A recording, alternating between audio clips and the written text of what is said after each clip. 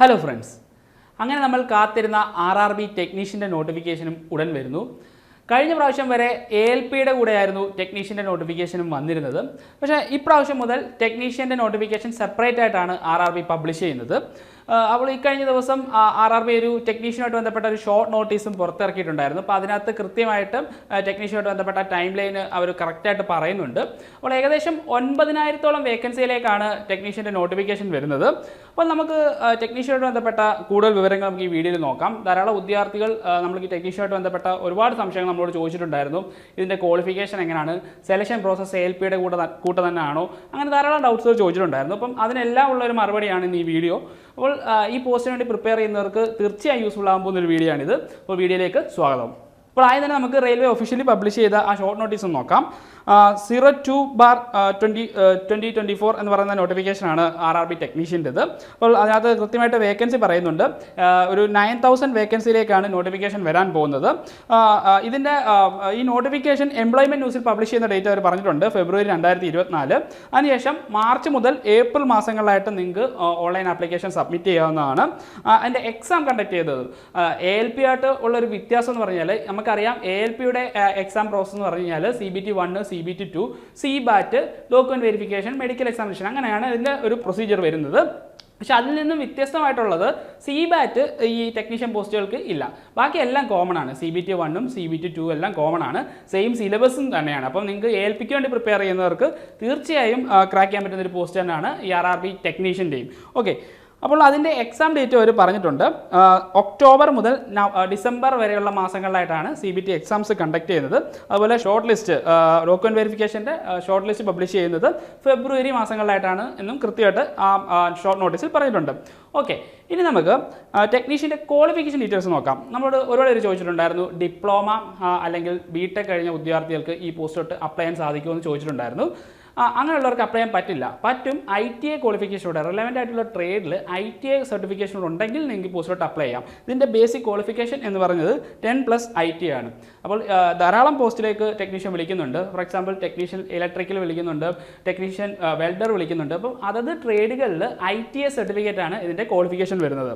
അതുപോലെ തന്നെ ടെക്നീഷ്യൻ്റെ 2 പോസ്റ്റുകളുണ്ട്, signal and telecommunication. ഈ പറഞ്ഞ 2 പോസ്റ്റുകളിലേക്കും +2 സയൻസ് പഠിച്ചവർക്കും അപ്ലൈ ചെയ്യാൻ സാധിക്കും.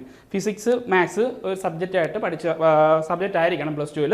ആ പറഞ്ഞ സയൻസ് കംപ്ലീറ്റ് ആയവർക്കും ഈ പോസ്റ്റിലോട്ട് അപ്ലൈ ചെയ്യാൻ സാധിക്കുന്നതാണ്. അപ്പോൾ അതിൻ്റെ ഡീറ്റെയിൽസ് നമുക്ക് നോക്കാം. അത് നമുക്ക് എക്സാം പാറ്റേൺ ഒന്ന് നോക്കാം. എക്സാം പാറ്റേൺ വരുന്നത് ALPയുടെ കൂട്ട് തന്നെ സെയിം ആയിട്ടാണ് എക്സാം പാറ്റേൺ. CBT 1ഉം അതുപോലെ സെക്കൻഡ് സ്റ്റേജ് ഓഫ് CBT ആണ് ഇതിനകത്തുള്ളത്. അതിൽ CBT 2ൽ തന്നെ പാർട്ട് Aയും പാർട്ട് Bയും ഒക്കെ ഉണ്ട്. അതിൻ്റെ ഡീറ്റെയിൽസ് ഞാൻ പറയാം. അതിന് മുമ്പ് മെഡിക്കൽ സ്റ്റാൻഡേർഡ് നോക്കാം. ALPയുടെ വേണ്ടത് A1 സ്റ്റാൻഡേർഡാണ് ALPക്ക് വേണ്ടത്. പക്ഷേ ടെക്നീഷ്യൻ പോസ്റ്റിന് B1 മുതൽ C1 വരെയുള്ള സ്റ്റാൻഡേർഡാണ് വേണ്ടി വരുന്നത്. അപ്പോൾ നമ്മൾ അതായത് സ്പെക്സ് യൂസ് ചെയ്യുന്നവർക്ക് ഈ പോസ്റ്റിലോട്ട് അപ്ലൈ ചെയ്യാൻ സാധിക്കുന്നതാണ്.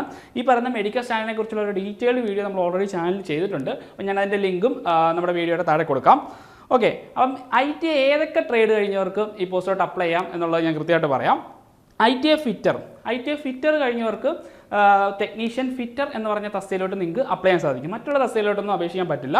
നിങ്ങൾക്ക് ഫിറ്റർ ആണ് നിങ്ങളുടെ ട്രേഡ് എങ്കിൽ ഈ പറയുന്ന ടെക്നീഷ്യൻ ഫിറ്റർ എന്ന തസ്തികയിലോട്ട് മാത്രമേ അപേക്ഷിക്കാൻ സാധിക്കുകയുള്ളൂ. അതുപോലെ തന്നെ ഇലക്ട്രീഷ്യൻ എന്ന് പറഞ്ഞ തസ്തികയ്ക്കാണ് ഇലക്ട്രീഷ്യൻ ട്രേഡുള്ളവർക്ക് അപ്ലൈ ചെയ്യാൻ സാധിക്കുന്നത്. അപ്പോൾ ബാക്കി ട്രേഡുകൾ നമുക്ക് നോക്കാം. Welder, instrument mechanic radio and TV, machinist, maintenance mechanic, motor mechanic, tractor mechanic, wireman, armature mechanic diesel, heat engine, Turner. അപ്പോൾ ഈ പറയുന്ന ഏതെങ്കിലും ഒരു ട്രേഡ് നിങ്ങൾക്ക് ഉണ്ടെങ്കിൽ ആ റിലവൻ്റ് ആയിട്ടുള്ള ട്രേഡുകൾക്ക് നിങ്ങൾക്ക് ടെക്നീഷ്യൻ പോസ്റ്റിലോട്ട് അപ്ലൈ ചെയ്യാൻ സാധിക്കുന്നതാണ്. അപ്പോൾ ഞാൻ മുമ്പ് പറഞ്ഞ +2 സയൻസ് പഠിച്ചവർക്ക് 2 പോസ്റ്റിലോട്ട് അപ്ലൈ ചെയ്യാൻ ഞാൻ പറഞ്ഞല്ലോ. അത് ഏതൊക്കെയാണ് നമുക്കൊന്നുകൂടെ നോക്കാം. അത് ടെക്നീഷ്യൻ സിഗ്നൽ, അതുപോലെ ടെക്നീഷ്യൻ ടെലികമ്മ്യൂണിക്കേഷൻ എന്ന് പറഞ്ഞ 2 പോസ്റ്റിലോട്ട് സയൻസ് +2 സയൻസ് കഴിഞ്ഞവർക്ക് ഫിസിക്സും മാത്സും സബ്ജക്റ്റായിട്ട് പഠിച്ചിരിക്കണം. അങ്ങനെ കഴിഞ്ഞവർക്ക് ഈ പറയുന്ന 2 പോസ്റ്റിലോട്ടും അപ്ലൈ ചെയ്യാൻ സാധിക്കുന്നതാണ്. പക്ഷേ നമ്മൾ ഈ പറയുന്ന RRBയുടെ സെലക്ഷൻ പ്രോസസ് വരുന്ന 2 പ്രധാനപ്പെട്ട 2 സ്റ്റേജിലാണ് CBT 1ഉം CBT 2. അപ്പോൾ CBT 2 കൺസിസ്റ്റ് ചെയ്യുന്നത് 2 പാർട്ടായിട്ടാണ്. പാർട്ട് A, പാർട്ട് B എന്ന് പറഞ്ഞാൽ 2ആയിട്ടാണ് കൺസിസ്റ്റ് ചെയ്യുന്നത്.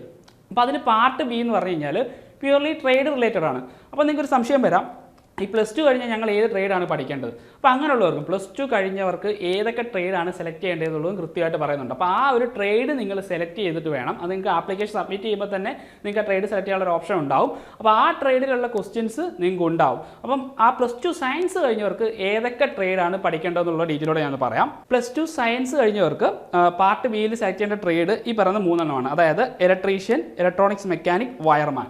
അപ്പോൾ ഈ പറയുന്ന ഏതെങ്കിലും ഒരു ട്രേഡ് നിങ്ങൾ സെലക്ട് ചെയ്തിരിക്കണം. അപ്പോൾ നിങ്ങൾ CBT 1 പാസ്സായി കഴിഞ്ഞ് CBT 2 പോകുമ്പോൾ അതിലെ പാർട്ട് ബി ഈ പറയുന്ന ഏതെങ്കിലും ട്രേഡിലായിട്ട് റിലേറ്റ് ചെയ്തിട്ടുള്ള ക്വസ്റ്റ്യൻസ് ആയിരിക്കും നിങ്ങൾക്ക് ലഭിക്കുക. ആ പാർട്ട് ബിയിൽ നിങ്ങൾ 35% മാർക്ക് നേടേണ്ടതായിട്ടൊരു ആവശ്യമുണ്ട്. അതിനുശേഷം മാത്രമേ നിങ്ങളുടെ പാർട്ട് എ എന്ന് പറയുന്ന ഭാഗം പരിഗണിക്കുകയുള്ളൂ. പാർട്ട് എയുടെ മാർക്കിൻ്റെ അടിസ്ഥാനത്തിലായിരിക്കും പിന്നീടുള്ള മെറിറ്റ് ലിസ്റ്റ് തയ്യാറാക്കുക. ഓക്കെ, അതിൻ്റെ ഡീറ്റെയിൽസ് ഞാൻ പറയാം. ഇനി നമുക്ക് എക്സാം പാറ്റേൺ നോക്കാം. ആ പാറ്റേൺ ഞാൻ പറയുമ്പോൾ നിങ്ങൾക്ക് ഒന്നും കൂടി ഈ പറഞ്ഞ കാര്യങ്ങളിൽ ക്ലാരിറ്റി വരുന്നതായിരിക്കും. Okay, exam pattern first stage CBTയിൽ 75 ക്വസ്റ്റ്യൻസ് ആയിരിക്കും ഉണ്ടായിരിക്കുന്നത്. അതുപോലെ 75 മാർക്കിനായിരിക്കും അവിടെ വരുന്നത്. അതിൽ 60 മിനിറ്റാണ് ഡ്യൂറേഷൻ വരുന്നത്. ഓക്കെ, ഫസ്റ്റ് സ്റ്റേജ് CBT എന്ന് പറഞ്ഞൊരു ക്വാളിഫൈഡ് നേച്ചറാണ്. അതിന് നിശ്ചിത മാർക്ക് കട്ട് ഓഫ് നേടിയാൽ നിങ്ങൾക്ക് CBT 2 ഒരു പ്രവേശനം മാത്രമായിരിക്കും ആ ഫസ്റ്റ് സ്റ്റേജിൽ ലഭിക്കുക. അപ്പോൾ ആ ഫസ്റ്റ് സ്റ്റേജിൻ്റെ മാർക്ക് നിങ്ങളുടെ പിന്നീടുള്ള മെറിറ്റ് ലിസ്റ്റിനെ സ്വാധീനിക്കുന്നതല്ല. ഓക്കെ, അപ്പോൾ ഫസ്റ്റ് സ്റ്റേജ് CBT നിങ്ങൾ ക്ലിയർ ചെയ്യുന്നതിലൂടെ നിങ്ങൾക്ക് CBT 2 പ്രവേശനം ലഭിക്കും. അവിടെ നിങ്ങൾക്ക് 100 മാർക്ക് പാർട്ട് എ, ഈ CBT 2 2 പാർട്ടായിട്ടാണ് ഡിവൈഡ് ചെയ്തിരിക്കുന്നത്. Part A, part B. അതിൽ പാർട്ട് എയിൽ 100 മാർക്കിനുള്ള ക്വസ്റ്റ്യൻസ് ഉണ്ടാവും. അതിൻ്റെ ഡ്യൂറേഷൻ വരുന്നത് 90 മിനിറ്റ് ആണ്. അതുപോലെ പാർട്ട് ബിയിൽ 75 മാർക്കിനുള്ള ക്വസ്റ്റ്യൻസ് ഉണ്ടാവും. അതിൻ്റെ ഡ്യൂറേഷൻ വരുന്നത് 60 മിനിറ്റ് ആണ്. ഓക്കെ, ഇനി നമുക്ക് ഇതിൻ്റെ സിലബസ് ഒന്ന് നോക്കാം. ഫസ്റ്റ് സ്റ്റേജ് ഓഫ് CBTയുടെ സിലബസ് ആണ് mathematics, general intelligence and reasoning, general science, general awareness on current affairs. അപ്പോൾ ഈ പറയുന്ന പ്രധാനപ്പെട്ട ടോപ്പിക്സുകളാണ് CBT 1 അത് തന്നെ ഏതൊക്കെയാണ് പ്രധാനപ്പെട്ട ടോപ്പിക്സ്, ഇതിൻ്റെ അണ്ടറിൽ വരുന്ന പ്രധാനപ്പെട്ട ടോപ്പിക്സ് ഞാനിവിടെ കൊടുത്തിട്ടുണ്ട്, നിങ്ങൾക്ക് ചെക്ക് ചെയ്യാവുന്നതാണ്. ഓക്കെ, അതുപോലെ സെക്കൻഡ് സ്റ്റേജ് ഓഫ് CBTയിൽ ഞാൻ ഓൾറെഡി പറഞ്ഞു 2 പാർട്ടായിട്ടാണ് കൺസിസ്റ്റ് ചെയ്യുന്നത്, പാർട്ട് എ, പാർട്ട് ബി. ഇതിൽ ഞാൻ ഒന്നുകൂടെ ക്ലാരിഫൈ ചെയ്ത് പറയുന്നു. പാർട്ട് ബി എന്ന് പറഞ്ഞു കഴിഞ്ഞാൽ പ്യൂർലി ട്രേഡ് സബ്ജക്ട്സ് ആണ് നിങ്ങൾ അവിടെ ഹാൻഡിൽ ചെയ്യേണ്ടി വരുന്നത്. അവിടെ നിങ്ങൾക്ക് ഒരു നിശ്ചിത ശതമാനം, അതായത് 35% മാർക്ക് നേടിയാൽ മാത്രമേ നിങ്ങളുടെ പാർട്ട് എയുടെ മാർക്ക് പരിഗണിക്കുകയുള്ളൂ. ഈ പാർട്ട് എയുടെ മാർക്കായിരിക്കും പിന്നീടുള്ള നിങ്ങളുടെ മെറിറ്റ് ലിസ്റ്റ് നിങ്ങളുടെ പൊസിഷൻ നിർണ്ണയിക്കുന്നത്. ഓക്കെ, അപ്പം അതിൻ്റെ ഡീറ്റെയിൽസ് ഞാൻ ഇവിടെ പറഞ്ഞു. ഓക്കെ, പാർട്ട് എയുടെ സിലബസ് വരുന്നത് mathematics, general intelligence and reasoning, general awareness of current affairs, പിന്നെ ബേസിക് സയൻസ് ആൻഡ് എഞ്ചിനീയറിംഗ്. ഈ പറയുന്ന മാത്തമാറ്റിക്സും ജനറൽ ഇൻ്റലിജൻസ് ആൻഡ് റീസണിങ്ങും general awareness of current affairs, ഈ പറയുന്ന 3 ടോപ്പിക്സ് നമ്മൾ CBT 1 ഓൾറെഡി പഠിക്കുന്നതാണ്. അപ്പോൾ നിങ്ങൾ പിന്നെ ഇതിനകത്ത് എക്സ്ട്രാ ആയിട്ട് പഠിക്കേണ്ടത് ബേസിക് സയൻസ് ആൻഡ് എഞ്ചിനീയറിംഗ് എന്ന് പറയുന്ന ഈ മേഖലയാണ് നിങ്ങൾക്ക് പ്രത്യേകമായിട്ട് പഠിക്കാനുള്ളത്. അപ്പോൾ നിങ്ങൾ പ്രിപ്പറേഷൻ തുടങ്ങുമ്പോൾ, ഇപ്പോൾ നിങ്ങൾ ഓൾറെഡി ALPക്ക് വേണ്ടി പ്രിപ്പയർ ചെയ്യുന്നവരാണെങ്കിൽ നിങ്ങൾ പ്രിപ്പറേഷൻ തുടങ്ങുമ്പോൾ ഈ പറയുന്ന CBT 1 CBT 2 വേണ്ടി ഒരുമിച്ച് തന്നെ പ്രിപ്പയർ ചെയ്യുക. ഓക്കെ, ബേസിക് സയൻസ് ആൻഡ് എഞ്ചിനീയറിംഗിൽ വരുന്ന പ്രധാനപ്പെട്ട ടോപ്പിക്സുകൾ ഏതെന്ന് ഇവിടെ കൊടുക്കുന്നുണ്ട്, നിങ്ങൾക്കത് ചെക്ക് ചെയ്യാവുന്നതാണ്. ഓക്കെ, പാർട്ട് ബിയുടെ കാര്യം ഞാൻ ഓൾറെഡി ഡിസ്കസ് ചെയ്തതാണ്. 35% അവിടെ മിനിമം വേണ്ട മാർക്ക്. അതുപോലെ ഇതൊരു ക്വാളിഫൈഡ് നേച്ചർ മാത്രമാണ്. ഇതിൽ നിങ്ങളുടെ മെറിറ്റ് ലിസ്റ്റിനെ സ്വാധീനിക്കുന്ന ഒരു മാർക്കല്ല ഈ പാർട്ട് ബിയുടേത്. അപ്പോൾ നിങ്ങൾക്ക് RRB ടെക്നീഷ്യൻ്റെ എക്സാം പാറ്റേൺ, അതുപോലെ സെലക്ഷൻ പ്രോസസ്സ് തുടങ്ങിയ കാര്യങ്ങൾ മനസ്സിലായെന്ന് വിചാരിക്കുന്നു. അതുപോലെ ഏജ് ലിമിറ്റും നമ്മളോട് ആൾക്കാർ സംശയം ചോദിച്ചിട്ടുണ്ടായിരുന്നു. ഏജ് ലിമിറ്റ് വരുന്നത് കഴിഞ്ഞ നോട്ടിഫിക്കേഷൻ പ്രകാരം 18 മുതൽ 28 വയസ്സ് വരെയുള്ളവരെയായിരുന്നു കഴിഞ്ഞ നോട്ടിഫിക്കേഷൻ പ്രകാരം സെലക്ട് ചെയ്തിരുന്നത്. പക്ഷേ ഇത്തവണ ALPയുടെ നോട്ടിഫിക്കേഷൻ വന്നപ്പോൾ ആദ്യം 18 മുതൽ 30 വയസ്സ് വരെയായിരുന്നു ഏജ് ലിമിറ്റ് വന്നിരുന്നത്. പിന്നീട് അത് 18 മുതൽ 33 വയസ്സ് വരെ ഇൻക്രീസ് ചെയ്യുകയുണ്ടായി. അപ്പോൾ നമുക്ക് നോട്ടിഫിക്കേഷൻ വരുമ്പോൾ നമുക്ക് കൃത്യമായിട്ട് മനസ്സിലാക്കാൻ സാധിക്കും. എന്തായാലും നമുക്ക് 18 മുതൽ 33 വയസ്സ് വരെയുള്ള ഏജ് ലിമിറ്റ് ഉള്ളവർക്ക് അപ്ലൈ ചെയ്യാമെന്ന് വിചാരിക്കാം. നമുക്ക് നോട്ടിഫിക്കേഷൻ വരുമ്പോൾ അക്കാര്യത്തിൽ ക്ലാരിറ്റി ഉണ്ടാവും. അതുപോലെ ടെക്നീഷ്യൻ പോസ്റ്റുകൾ, ഏതൊക്കെ ടെക്നീഷ്യൻ പോസ്റ്റുകളിലേക്കാണ് വിളിക്കുന്നത് എന്ന ഡീറ്റെയിൽസ് നമുക്ക് നോട്ടിഫിക്കേഷൻ വരുമ്പോൾ നമ്മൾ അതിനെക്കുറിച്ച് ഡീറ്റെയിൽ ആയിട്ട് വീഡിയോ ചെയ്യുന്നതാണ്. അപ്പോൾ ഇപ്പം വന്നിരിക്കുന്ന ഈ അവസരം നിങ്ങൾ യാതൊരു കാരണവശാലും പാഴാക്കരുത്. IT ഉള്ളവർക്ക് ഇത് നല്ലൊരു സുവർണാവസരം തന്നെയാണ്. നിങ്ങൾക്ക് ALP ഓൾറെഡി എക്സാം വരാൻ പോകുന്നു. അതുപോലെ തന്നെ അത് വന്നു കഴിഞ്ഞാൽ തന്നെ ഉടൻ തന്നെ ഈ ടെക്നീഷ്യൻ്റെ എക്സാം ഉണ്ടാവും. അപ്പോൾ നിങ്ങൾ ഒരു പ്രിപ്പറേഷനോടെ നിങ്ങൾക്ക് 2 പോസ്റ്റ് ക്രാക്ക് ചെയ്യാൻ പറ്റും. ഇപ്പം നിങ്ങൾക്ക് ഏതാണ് നല്ലതെന്ന് വെച്ച് കഴിഞ്ഞാൽ അത് സെലക്ട് ചെയ്യാൻ സാധിക്കുകയും ചെയ്യും. അപ്പോൾ ഈ കിട്ടിയ അവസരം നിങ്ങൾ പാഴാക്കരുത്. പ്രിപ്പറേഷൻ തുടങ്ങാത്തവർ എത്രയും വേഗം തന്നെ പ്രിപ്പയർ ചെയ്യുക. RRB ALPക്ക് വേണ്ടിയിട്ടുള്ള ഇൻറ്റൻസീവ് ബാച്ച് ഏണസ് അക്കാദമിയിൽ അവൈലബിൾ ആണ്. അപ്പം ഈ ബാച്ചിനെ കുറിച്ചുള്ള കൂടുതൽ വിവരങ്ങൾ അറിയാൻ താഴെ കാണുന്ന ഗൂഗിൾ ഫോം നിങ്ങൾക്ക് ഫില്ല് ചെയ്യാവുന്നതാണ്. അപ്പോൾ ഇനി RRB ആയിട്ട് ബന്ധപ്പെട്ട ഇതുപോലുള്ള അപ്ഡേറ്റ്സ് ലഭിക്കുവാനായി നമ്മുടെ ചാനൽ സബ്സ്ക്രൈബ് ചെയ്യാത്തവർ സബ്സ്ക്രൈബ് ചെയ്യുക. ഇനി മറ്റൊരു വീഡിയോ വീണ്ടും കാണാം. Good bye.